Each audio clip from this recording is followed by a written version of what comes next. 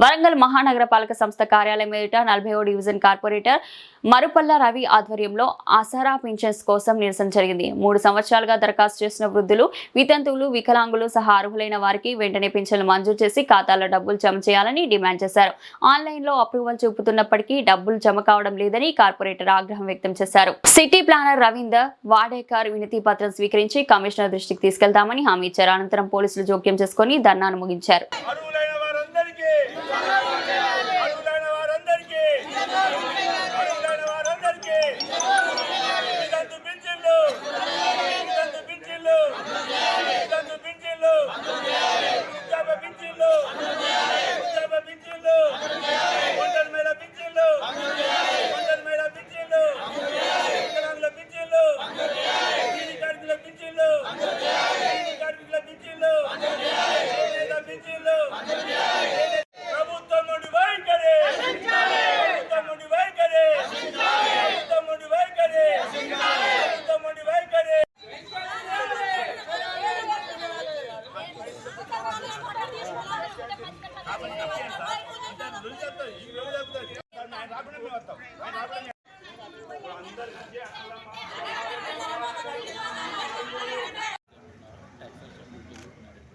తెలుసు మీకు కూడా అందరూ ఆఫీసర్ ఎవరు ఉన్నారో ధర్నా చేస్తాం, నిరాశించలు పడతాం.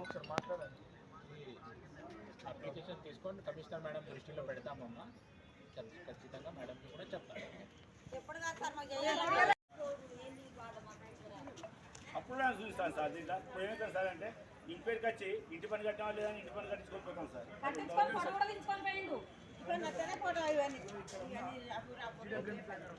ముఖ్యంగా డివిజన్లో భర్తను కోల్పోయిన వితంతులకు, వయసు మళ్ళిన వృద్ధులకు, బీడీలు చేసుకుంటూ అనారోగ్యం గురవుతున్న కార్మికులకు, భర్తను విడిచిపెట్టిన ఒంటరి మహిళలకు, వికలాంగులకు, అంగవైకల్యం పొందిన వారికి మరియు చేనేత గీత కార్మికుల వాళ్ళు పనిచేసే వారికి, అర్హులైన వారికి పెన్షన్ కోసం దరఖాస్తు చేసుకొని 2-4 సంవత్సరాలు గడుస్తున్నప్పటికీ ఈ రాష్ట్ర ప్రభుత్వం వచ్చిన పాయింట్ కూడా ఒక్కడికి కూడా పెన్షన్ మంజూరు చేయాలని కూడా ఈ సందర్భంగా తెలియజేస్తున్నా.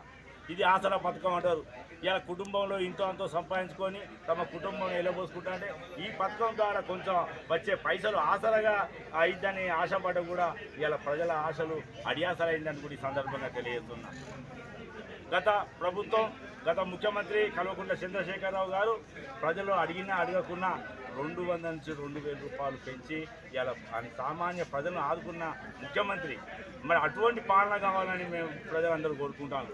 ఇవాళ కళ్ళబొల్లి మాటలు చెప్పి అధికారం చేకించుకున్నాక కేవలం కేసీఆర్ను, కేటీఆర్ను, హరీష్ రావును, బీఆర్ఎస్ పార్టీని తిట్టుడే నేర్చుకున్నాడు తప్ప ఇవాళ ప్రజలకు ఏ విధంగా మేము పెన్షన్లు ఇస్తామన్న ఆలోచనే లేదు ఆయనకు. ఇప్పటికైనా ఏ ఒక్క ప్రజా సంక్షేమం ఒక్కటి చక్కగా లేదు. మరి అటువంటి విధానాన్ని ఎండగట్టడానికే ఈరోజు ధర్నా కార్యక్రమం ఏర్పాటు చేయడం జరిగింది. ఇవాళ బ్యాంకులో చూస్తే, ఇవాళ ఆన్లైన్లో చూస్తే అప్పుడు దరఖాస్తాను, కానీ బ్యాంకులో అయితే ఖాతాలో ఒక్క పైసా పడతలేదు. మరి 2.5 సంవత్సరాల కానీ అప్పులు అంటే వాళ్ళు ఏ తిని బతుకుతుంది ఇది ముచ్చట. అటువంటిది కాకుండా వెంటనే వచ్చే నెల పెన్షన్ బ్యాంకులలో వేయాలి, లేకుంటే పెద్ద ఎత్తున ఆందోళన కార్యక్రమం మా బీఆర్ఎస్ పార్టీ తరఫున చేస్తామని కూడా ఈ సందర్భంగా తెలుసు. ఇలా ప్రజల సంక్షేమం కోసం వచ్చినాం. ఇలా బీదలు వీళ్ళందరూ ఇలా రికార్డని ఇలా ప్రజలు ఇక్కడ వీళ్ళందరూ ఉన్నారు. ఇలా అంగవైకల్యం పొందిళ్ళు గతంలో కూలినాలు చేసుకొని ఇంత పరిస్థితి సంపాదించుకునేది. ఇలా అంగవైకల్యం పొందుకొని ఏం లేక మొక్కులు ఇవాళ ఇలా కార్పొరేషన్ల కమిషన్ కూడా చక్కగా లేదు.